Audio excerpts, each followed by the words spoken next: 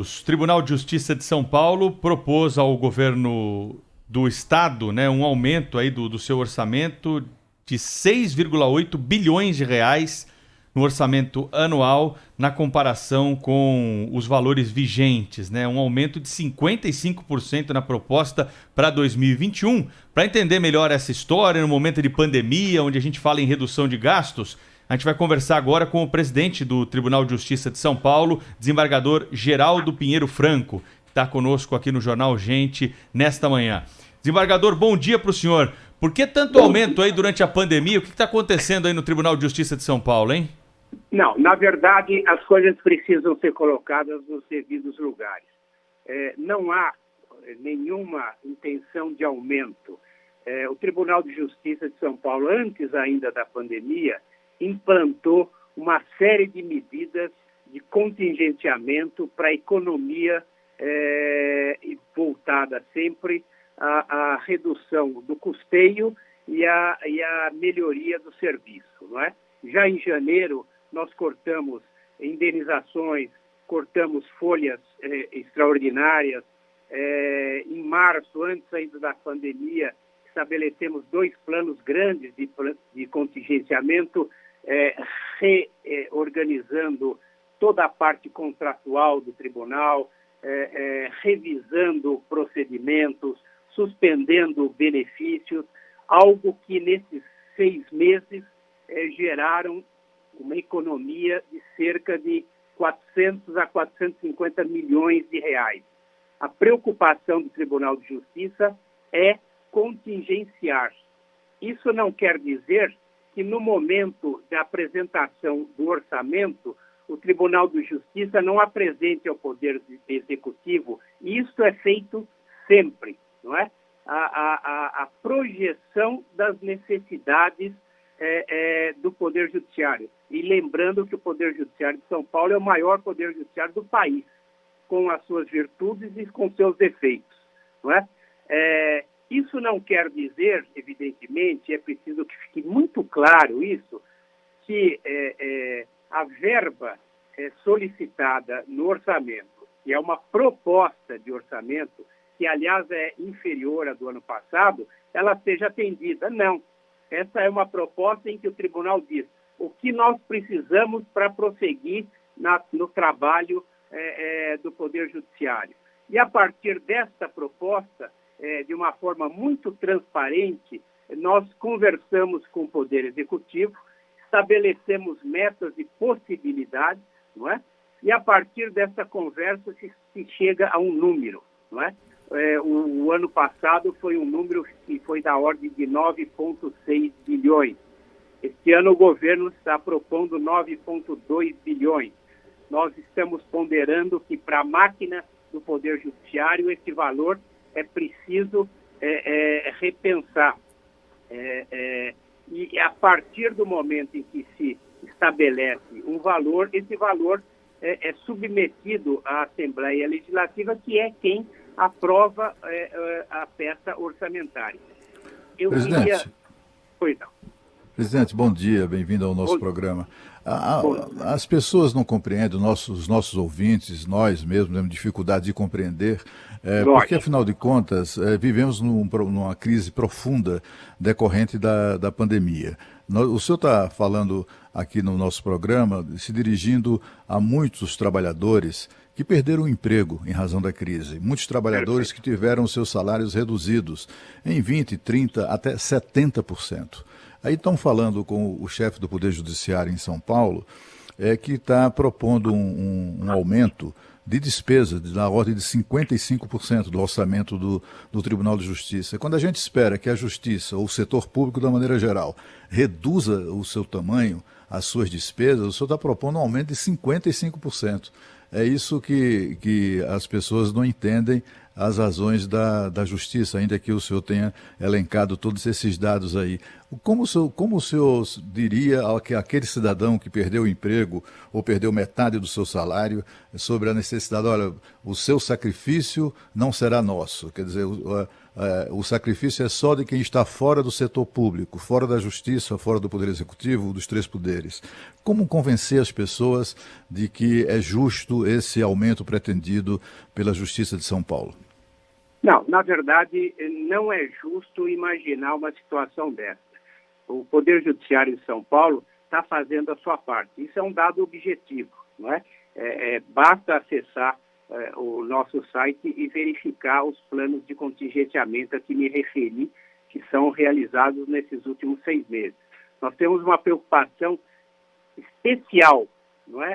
Com esse momento e não só nesse momento. Nós temos uma preocupação com a aplicação do dinheiro público. Isso não é uma forma de falar.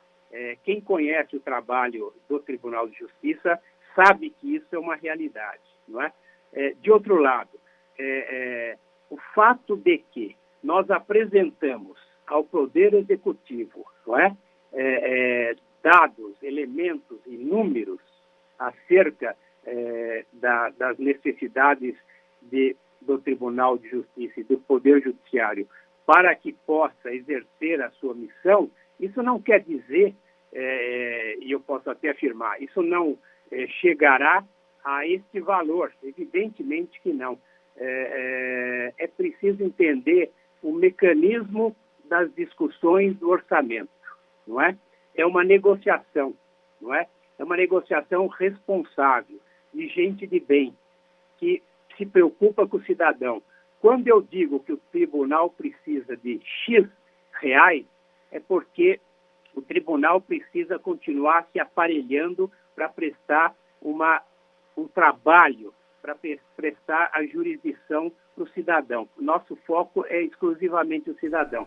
É preciso que as pessoas, e principalmente as pessoas esclarecidas, entendam que o tribunal não está pregando um gasto excessivo, não está pregando situações extraordinárias. O que ele apresentou, e apenas isso, o que ele apresentou foi uma proposta que vai ser discutida e que nós chegaremos a um número que viabilize o trabalho do tribunal. Nós temos absoluto respeito pelo cidadão, nós temos absoluto respeito por quem nos procura e utiliza o nosso trabalho. E é preciso que se entenda isso. Não se pode imaginar exclusivamente por conta de uma proposta orçamentária que encerra um valor determinado, que o Tribunal de Justiça desconsidera o dano, desconsidera o sacrifício, desconsidera a dor do cidadão paulista e do cidadão brasileiro. Muito pelo contrário.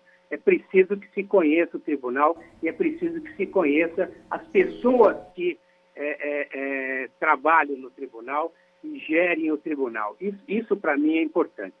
Tenha certeza que a preocupação é única com o cidadão. E essa proposta, ela não tem o viés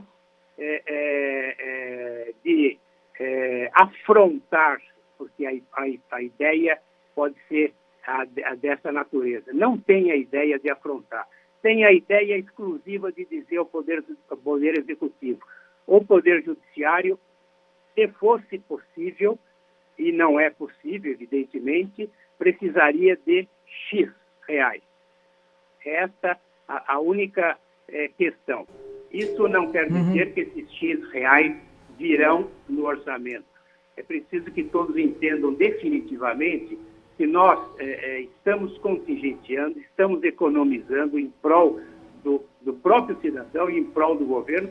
Basta perguntar ao senhor governador do Estado e ao senhor vice-governador do Estado, nas relações que nós mantemos, qual é a visão que eles têm do Poder Judiciário quanto à questão de administração orçamentária e contingenciamento.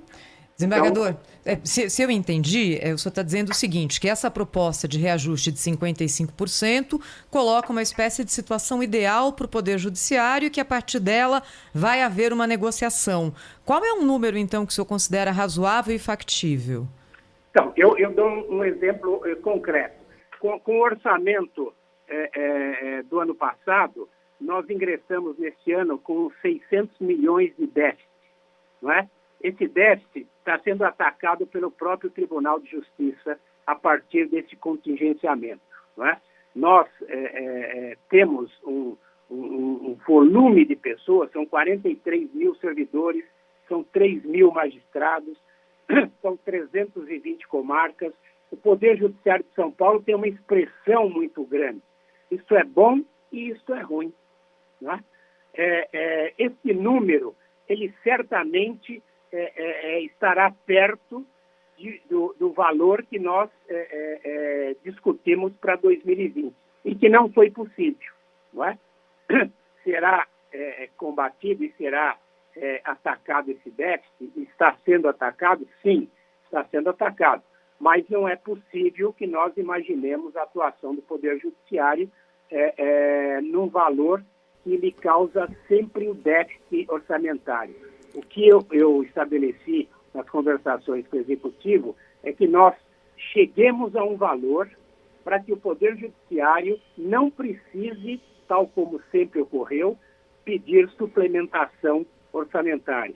Que ele ande com seus pés, com as suas pernas, e a partir do seu custeio, e é importante saber que o custeio do tribunal é feito por receita própria, né? Receita de custas e receita originária de um contrato com o Banco do Brasil. E, doutor Geraldo, o senhor sabe que tem uma questão que incomoda muito aqui o nosso ouvinte, que é a questão do salário acima do teto de desembargadores. Isso está disponível na página do CNJ, né? O Tribunal de Justiça de São Paulo apresenta lá. E aí, não raramente, a gente se depara lá com vencimentos superiores ao salário de desembargador, né? De R$35 mil e alguma coisa. Não dá para pelo menos pagar só o salário, sem os penduricalhos, né? Não se pensa em uma redução de vencimentos aí dos magistrados aqui em São Paulo durante a pandemia? Isso é feito já. Primeiro, eu queria só destacar que é importante que você me deu essa oportunidade. O magistrado não recebe penduricalhos, não é? O que o magistrado recebe é exclusivamente o que vem na lei. Ele recebe o salário, não é?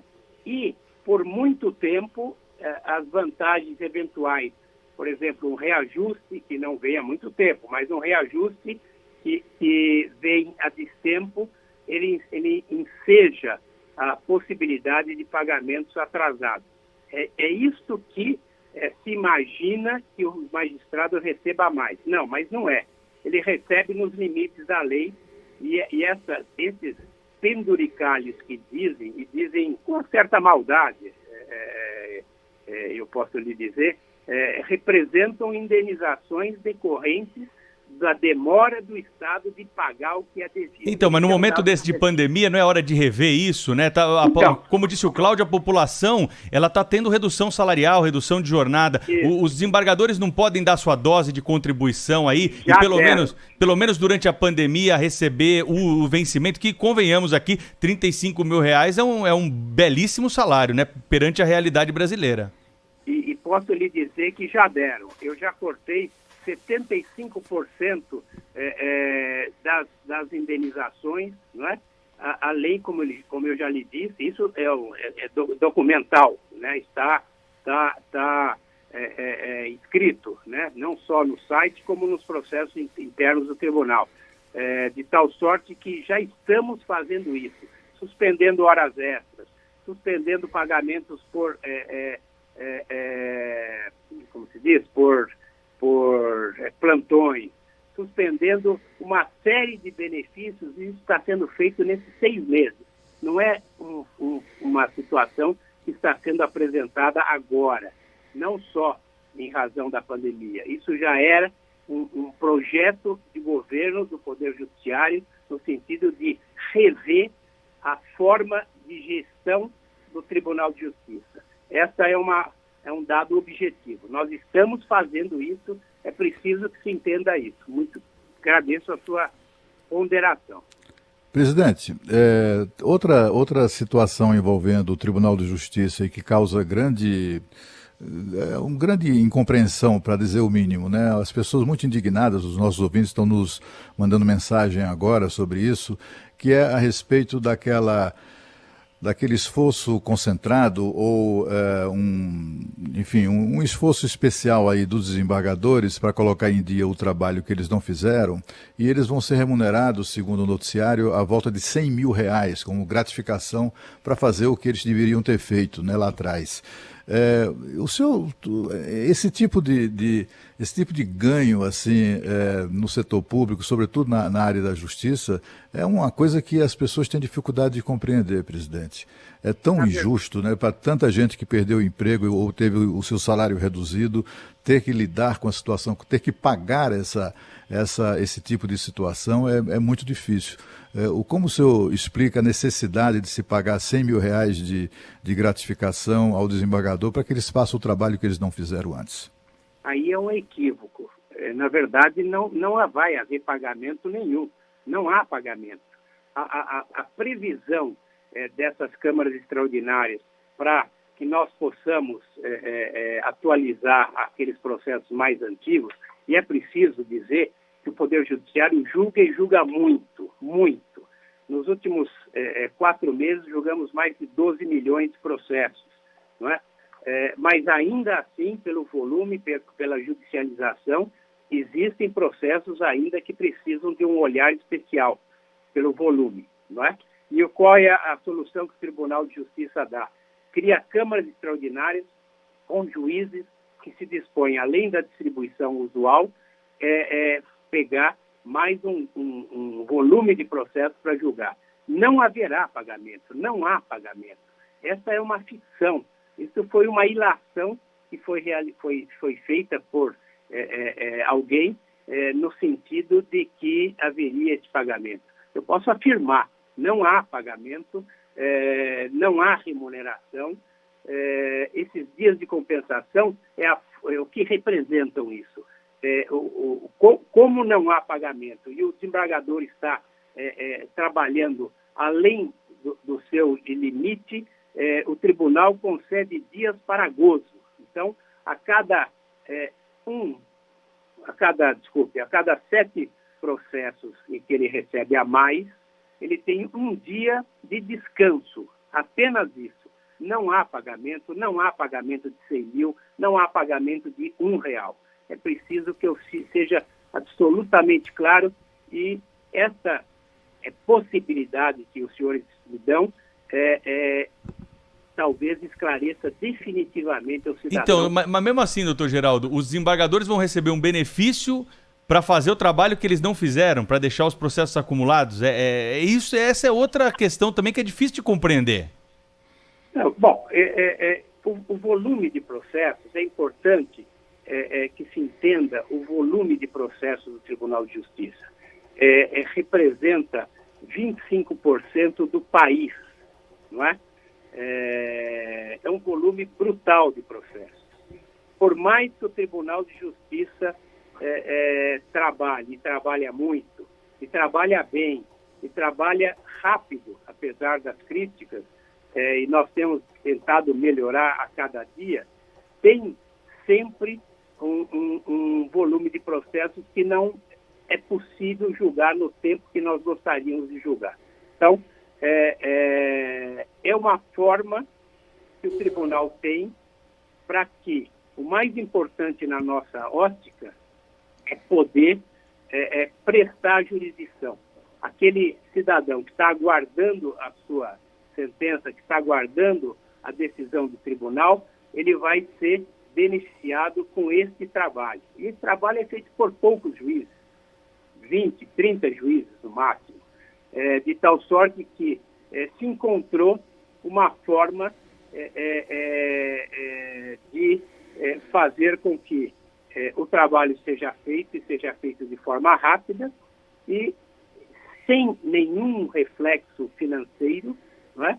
O magistrado possa gozar um dia a cada 7 votos de descanso, porque ele vai ter um volume de trabalho muito maior. Em seguida, complementando, a minha gestão tem adotado uma preocupação em acompanhar os magistrados que eventualmente estejam com o serviço atrasado e que não se comprometam com essa preocupação, com essa obrigação. Não é? Ontem mesmo, o órgão especial deliberou instaurar um processo administrativo contra um desembargador específico, porque entendeu que o trabalho dele não era a contento. E esse trabalho está sendo feito e para que nós possamos ter um tribunal cada dia melhor, um tribunal cada dia mais responsável, mas eu posso afirmar, e afirmo com muita tranquilidade, o Tribunal de Justiça de São Paulo, o Poder Judiciário de São Paulo, presta um trabalho muito sério, trabalho muito efetivo, e eu acredito que o cidadão saiba disso. Doutor Geraldo, tem uma última pergunta aqui para o senhor. A gente já está ampliando o horário aí que a gente tinha destinado para a entrevista, mas claro que é importante ouvi-lo, né? E não é sempre que a gente consegue conversar aqui sobre esses assuntos na Rádio Bandeirantes. Eu apurei ontem que no dia 25 de agosto o Conselho Nacional de Justiça vai se debruçar sobre o caso do desembargador Eduardo Siqueira, né? Aquele que desrespeitou guardas em Santos, rasgou a multa, jogou no chão o papel da multa, da notificação lá pelo guarda municipal. E o Conselho Nacional de Justiça, então, vai decidir se abre ou não um processo administrativo. A tendência, pelo que eu apurei com os 15 conselheiros, é que seja instaurado o procedimento administrativo e que ele seja afastado das funções. O Tribunal de Justiça do Estado de São Paulo não podia ter feito nada nesse caso. Qual é a participação do TJ aqui de São Paulo nesse episódio? O Tribunal de Justiça fez. Imediatamente, no mesmo dia em que tomei conhecimento do fato, eu instaurei um procedimento administrativo, deliberei algumas diligências, entrei em contato com o prefeito de Santos para entender melhor a situação, solicitei as filmagens para que nós pudéssemos, no âmbito do Estado de São Paulo, apurar e levar o desembargador ao órgão especial, que é o órgão competente para instaurar o procedimento, para instaurar as medidas necessárias, inclusive para examinar o afastamento. Né?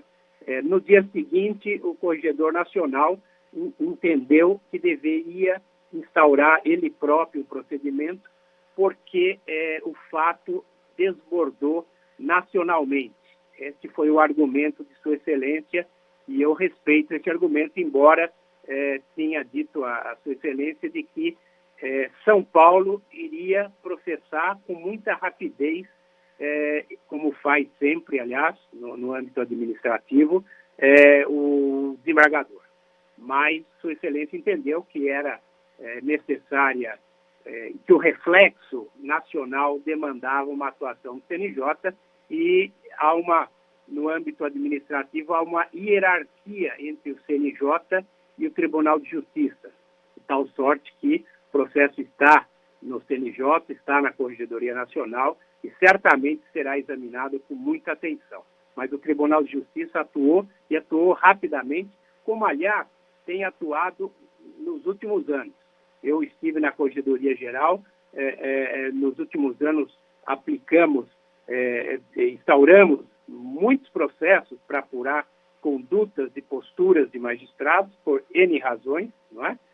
São poucos em relação à totalidade, porque o magistrado, de uma forma geral, ao ingressar, ele passa por um rol de requisitos e isso gera poucas situações, mas todas elas foram apuradas e tivemos afastamentos, tivemos disponibilidade, tivemos sanções de censura, sanções de advertência, aposentadorias, enfim. E no segundo grau, iniciamos agora um olhar muito específico para a conduta de alguns pouquíssimos magistrados que demandam uma atenção especial no campo disciplinar. Doutor Geraldo Pinheiro Franco, presidente do Tribunal de Justiça de São Paulo. Obrigado pela entrevista aqui ao Jornal Gente da Rádio Bandeirantes. Até uma próxima oportunidade. Eu que agradeço a delicadeza do seu convite e peço só licença para reafirmar. é preciso que as pessoas encarem as ações do Tribunal de Justiça de forma positiva. Nós jamais temos em mente pleitear, seja valores ou seja situações em desacordo com a situação do nosso país, do nosso Estado. Nós, em nenhum momento, tensionamos criar nenhum embate ou criar nenhuma situação que possa ofender o cidadão. Muito pelo contrário. A nossa visão é tentar melhorar a cada dia o Poder Judiciário para que o cidadão possa tê-lo à sua descrição e pronto para as suas necessidades. E é preciso que se entenda essa questão orçamentária definitivamente no sentido de que jamais se teve a ideia de pleitear alguma coisa fora absoluta da realidade. O que se pleiteia é um valor que vai merecer a discussão. Muito Isso bem. que precisa ser entendido. Muito obrigado e desculpe a insistência. Obrigado, desembargador.